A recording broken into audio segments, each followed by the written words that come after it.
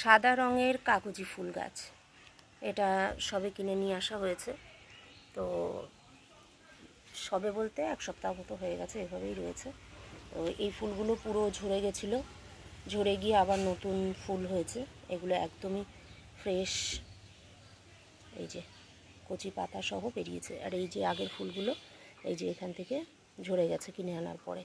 তো এক সপ্তাহের মধ্যেই এগুলি আবার সুন্দর ফুল ধরেছে। আর এই হচ্ছে আরেকটা গাছ, এটার পাতাটা একটু অন্য রকমের। আর এই গাছেও বেশ অনেকগুলো ফুল ছিল, অলরেডি এই ফুলগুলো পড়ে গেছে। একটা ফুল রয়েছে, ফুলটা হচ্ছে এই যে রানী কালার,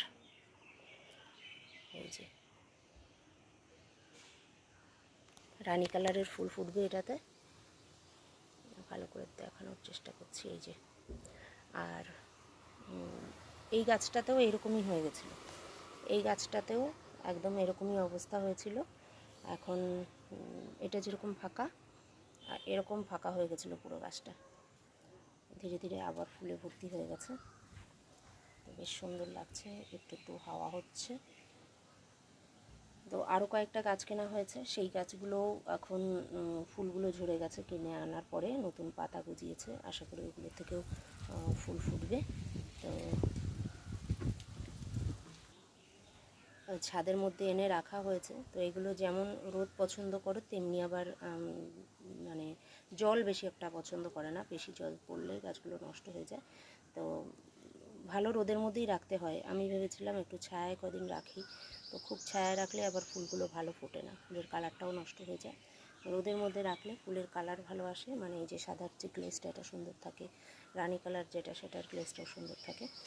আর এই যে জল যেমন এখন এই পজিশনে আছে, কালকে বর্ষা হয়েছে বলে একদম ভিজে রয়েছে। এটা একদম শুকনো হয়ে গেলেও কোনো ক্ষতি নেই, দুই একদিন যদি জল না দেওয়া হয় তাতেও কোনো অসুবিধা নেই। তো এরকম আরও কয়েকটা গাছ কেনা হয়েছে। এই গাছটাই শুধু অন্যরকম, আর সবগুলোর পাতাই হচ্ছে এরকম গ্রিন কালার।